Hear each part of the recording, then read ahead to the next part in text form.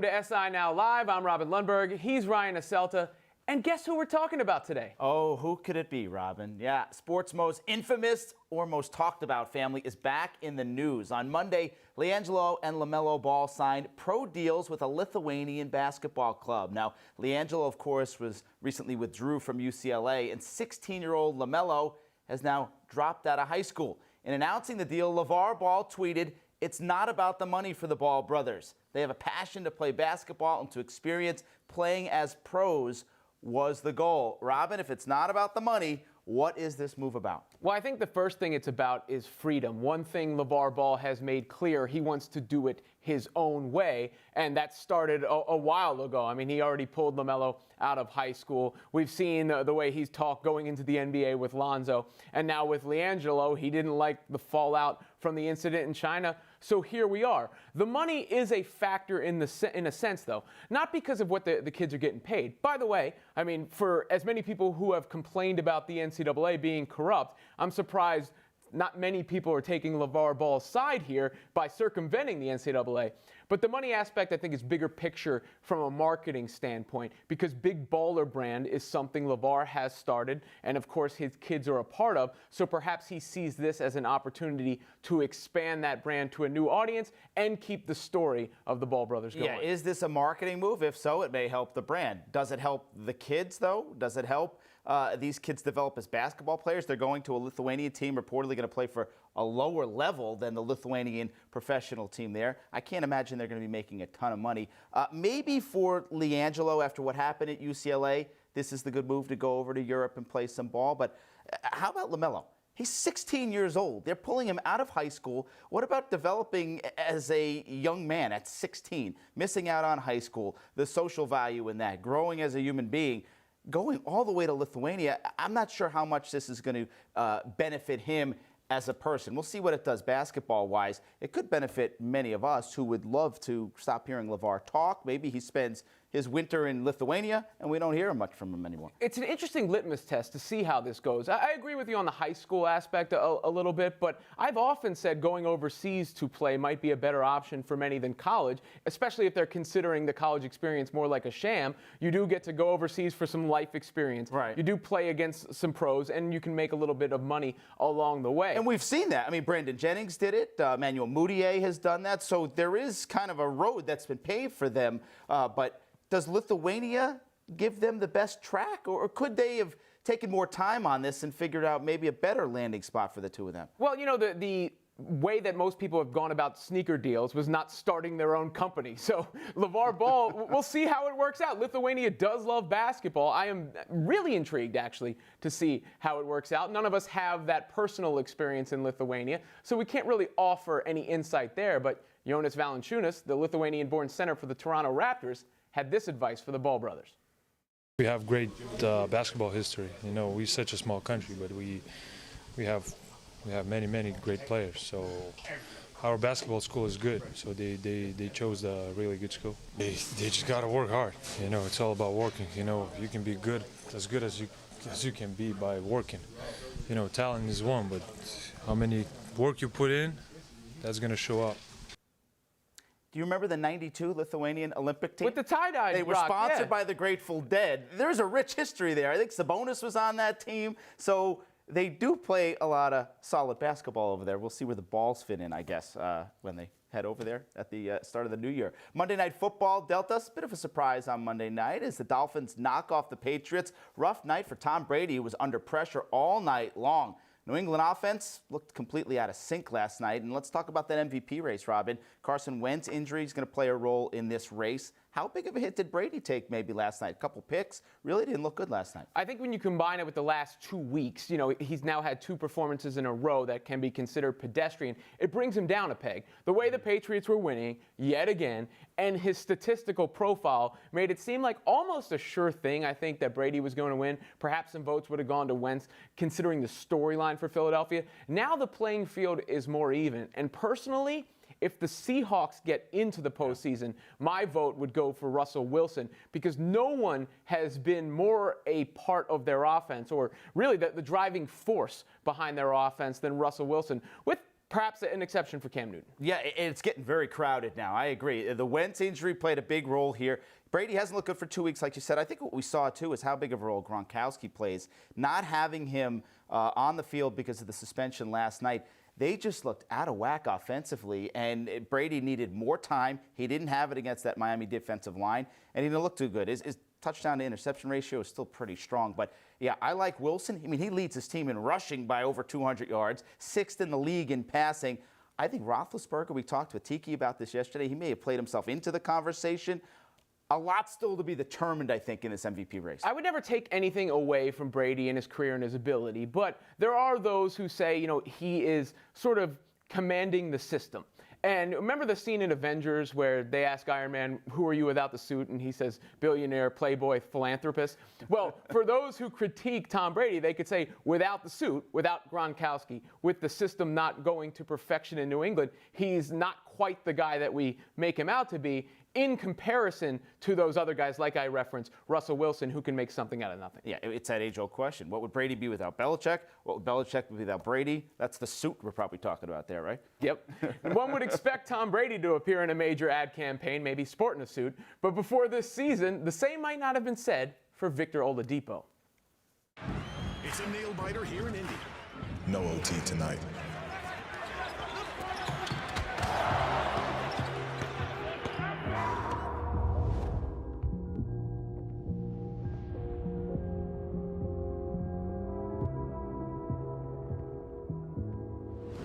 Ball game. With the smooth finish. Real smooth. When you got flow, you know. New Gatorade Flow. All the flavor with a new smooth finish.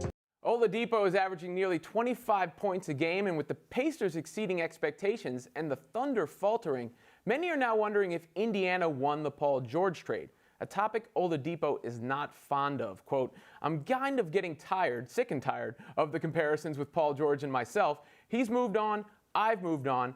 I'm happy here. He's happy there. I wish him all the best. I'm feathery right here as a Pacer. Let's make the comparison he doesn't want us to make.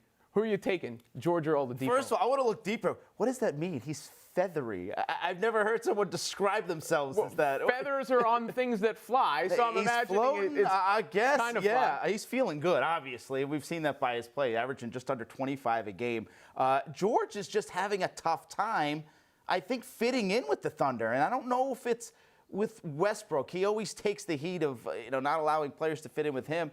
Is it a Carmelo factor with the three of them? It's just not working. They're under 500 right now because George is taking the same amount of shots. His scoring is down just a tick in Oklahoma City, so statistically not a huge difference. Oladipo, he's got free reign in Indiana, and you see this with players.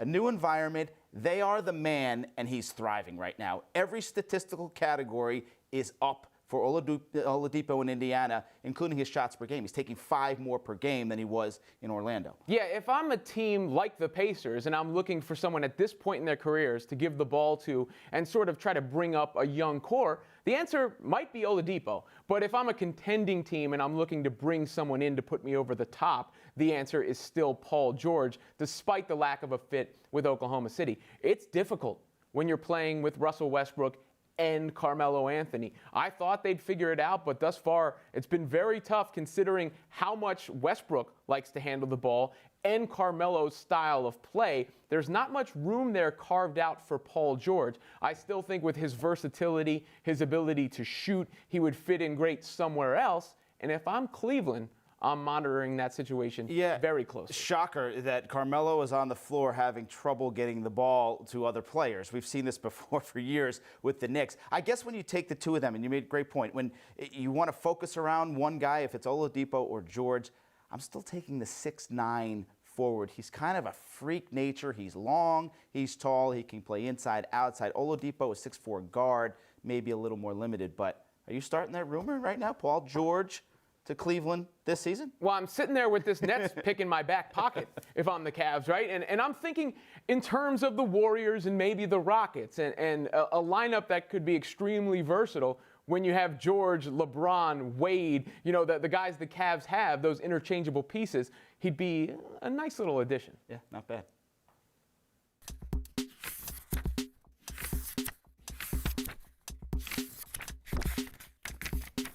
All right, big shakeup in college basketball over the weekend as the nation's number 1 and 2 teams both get knocked off. SI's Dan Green joins us now. And Dan, Duke and Kansas, previously 1 and 2, they lose. All of a sudden, Villanova jumps to the top spot in the nation. Are the Wildcats the best team in the country right now? You can make a case for Michigan State based on resume. I know some people have taken to making cases for Arizona State. You're not going to go wrong with Villanova at number 1 right now. No one's looked better than they have. They're very solid on both ends of the floor. You kind of know what you're getting with a Villanova team. They look like that team, kind of team that plays Villanova basketball, as they like to say. A lot of people, what's really set them apart is a lot of people expected Jalen Brunson to be playing at this high level, be this kind of All-America type point guard.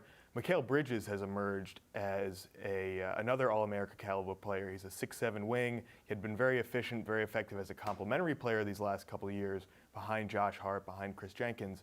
This year, he's kept up that high level of efficiency while playing a much bigger role. He's shooting 48% from 3. He's averaging 18 points and 6 rebounds.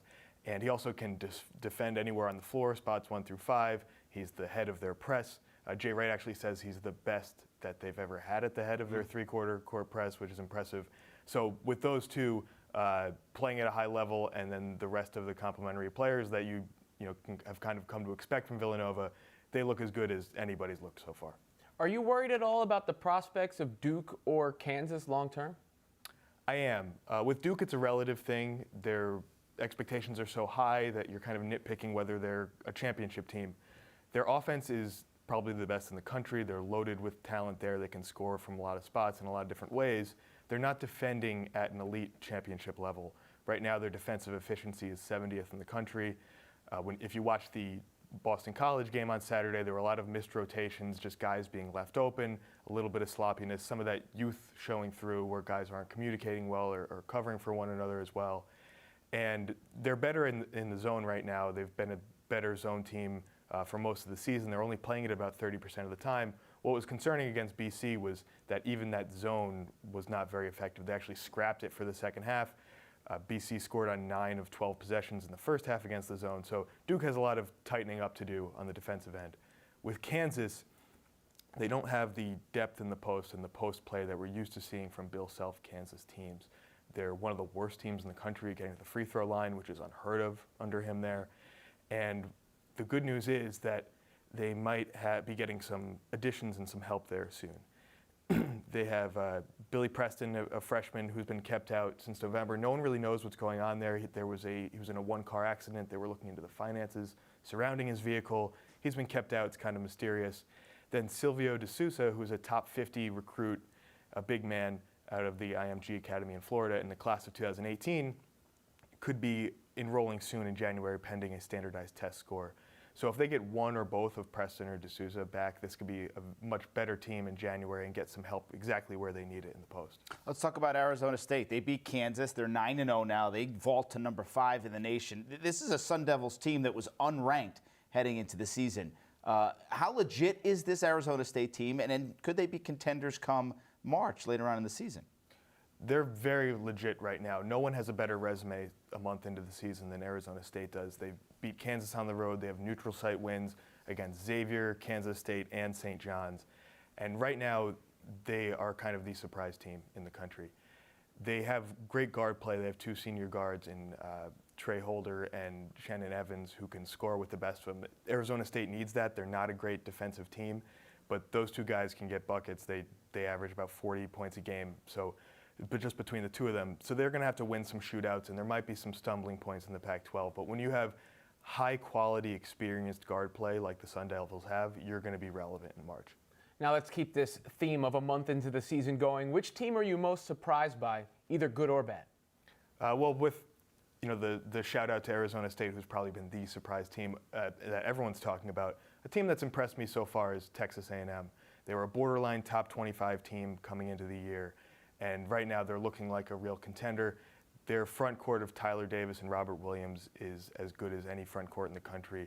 Both very efficient scorers inside. Robert Williams is a terror as a shot blocker and a rebounder, likely NBA lottery pick. So if you're an NBA fan looking for some outstanding big men in the draft, watch Robert Williams. But they also have DJ Hogue, who's emerged as their leading scorer. Dwayne Wilson, a transfer from Marquette, has given them some experience as a distributor in the backcourt.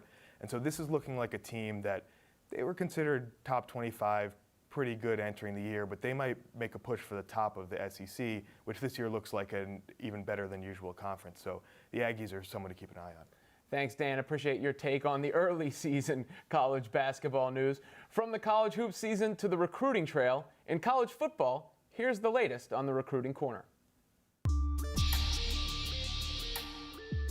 Robin Lundberg here with Amy Camel for another edition of SI Now's College Football Recruiting Corner. And this week, Amy, we're taking a look at Alabama, and fans probably used to Nick Saban doing pretty well on the recruiting trail. How's it going so far for him now? Well, that's a really interesting point, Robin, because like you said, the fans are used to Nick Saban doing incredibly well. They've signed a #1 class for the last 7 years, but right now they're sitting at number 9, which if you're a Crimson Tide fan, this is very confusing. Dun, dun, dun. A month ago, they were at number 17, though. They added 3 guys in a 24-hour period since then. They've already shot up to number 9. There are no 5-stars in this class, but buckle up because it is coming. Now, they've been at #1 since 2010, I believe.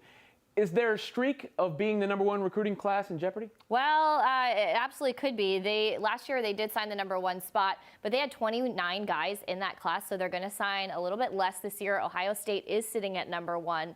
So it's going to be interesting to see if they can get those big-time 5-stars to fill up that room. Now, who do they have recruited so far? Who's committed to Alabama? We talk about Alabama, and it's usually very flashy, right? They will get their fair share of flashy playmakers, but I want to give the offensive line some love. Bama always has a great offensive line and consistently sign top linemen, and surprise, surprise, they're doing it again this year. Emil Ekiyor is the #2 center in the country, and the staff at Alabama is very excited about this guy. He's 6'2", 322 pounds in high school. I just can't even believe how big these guys are. So clearly he takes up some space. He's very light on his feet for a guy that size, and he's quite strong. He'll push guys around. The staff likes him so much he could end up starting at center as a freshman for the Crimson Tide, which is very rare for an offensive lineman. And then let's flip to the defensive side of the ball. The Tide have only been able to lock up 1 commitment out of the state of Georgia. But Nick Saban has come into his protege Kirby Smart's backyard and stolen outside linebacker Quay Walker. The 4-star linebacker is a top 100 prospect, #3 at his position in the country, 6'4", 220. His length and his speed give him that versatility to stay on the field for 3 downs and do a variety of things on defense. He's got that edge that I love to see in linebackers as well. So a lot to look forward to for the Crimson Tide here. Offensive linemen, linebackers, that sounds like Alabama to me. But as you say, they are rising up the rankings. Who are they still targeting to try and get back to that #1 spot? A lot of big fish out there, Robin. They're going to sign about 22 guys in this class. And like I said, there are a lot of big fish still out there. One they've been in on for a while is receiver Justin Ross. We've talked about him before because he is wanted by many schools, but he's from Alabama. So the Tide look good here, though Auburn is after him too. He's been on campus at both schools a lot this fall. Clemson's also in the mix. Ross is one of those big-time playmakers on the outside. He's 6'4", and he's mostly played basketball, so he's going to be that guy who can take the top off a defense and use his size to just go up and get the ball and cause all sorts of mismatch issues for DBs. And as the recruiting drama starts to really heat up this time of year, things are getting very interesting with 5-star defensive end Brenton Cox. The Georgia prospect committed to Ohio State back in April, but Alabama and Georgia both turned up the heat on his recruitment. And after an official visit to Tuscaloosa, Cox decommitted from the Buckeyes and opened things back up. That really looks good for Bama. But Georgia is very much in the mix for Cox, and we know Kirby Smart does not lose a lot of those in-state guys that he wants. Cox is a stud on the DL and a monster as an edge rusher, so he is a hot commodity. And let me give you one more. The drama does not stop there. We talked about Emory Jones in our Ohio State update, the 4-star QB out of Georgia who's still committed to the Buckeyes, but keeps visiting Alabama, keeps visiting Auburn. Ohio State hasn't been feeling so great about landing him, and they just took a commitment from a different quarterback, Matthew Baldwin. He announced that commitment on Twitter, and Jones responded with that emoji. So we talk about those QB dominoes.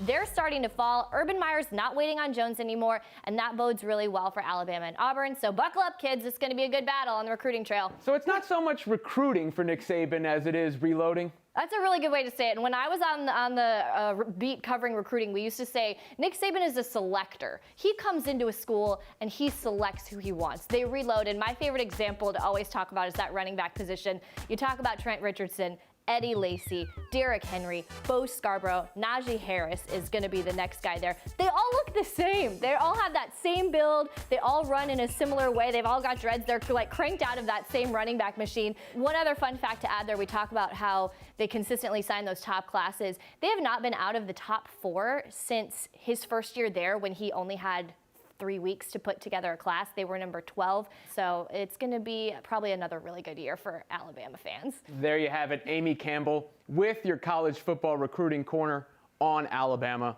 Roll Tide, I guess. Roll Tide.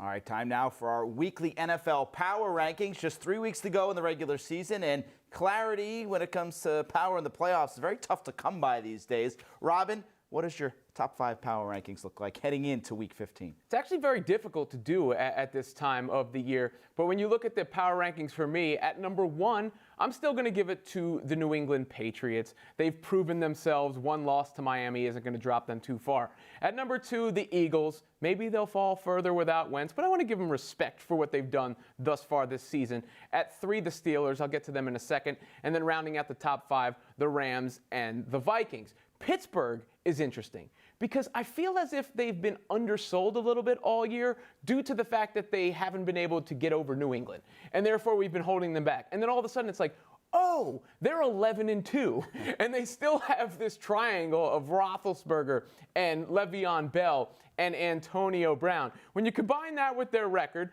and the pedigree of some of the people involved, Roethlisberger and Mike Tomlin included, probably time to take notice of Pittsburgh. Yeah, I'm going to take a little more notice than you have with the Steelers. In my power rankings, I've got the Steelers as number 1, despite the close call with the Ravens, despite the close call with the Bengals. I like the Steelers. Offensively and defensively, they're starting to play some really good football. We'll see, though, going into this week. They've got New England this week in Week 15. I have the Patriots at number 2, despite that loss against the Dolphins. We'll see when Gronk comes back how they respond. I've got the Rams at number 3. I think that was a great loss for L.A. this past week against the Eagles. They showed a lot of fight against a very, very strong Eagles team. I like the Rams at 3. Carolina Panthers moving up for me at 4. I'm going to get to them in a second. And I have the Eagles at 5. You take an MVP candidate quarterback off of any of these teams, and they all drop tremendously. The Eagles are no different. I think they take a huge hit without Wentz. But when it comes to the Panthers, I like this team. 9-4, and it's because Cam Newton is back to being Cam Newton. He's picking his spots to run again, Robin. The last 2 weeks, he has more rushing yards than he had in all of the first 5 weeks of the season. He has 1 pick in the last 5 games. The first 12 games of the season there, first 8 games, he had 12 picks early on in the season. So this is a different Cam Newton, and I like the recipe that they got going right now. They're 5th in total defense, 3rd in rushing yards allowed.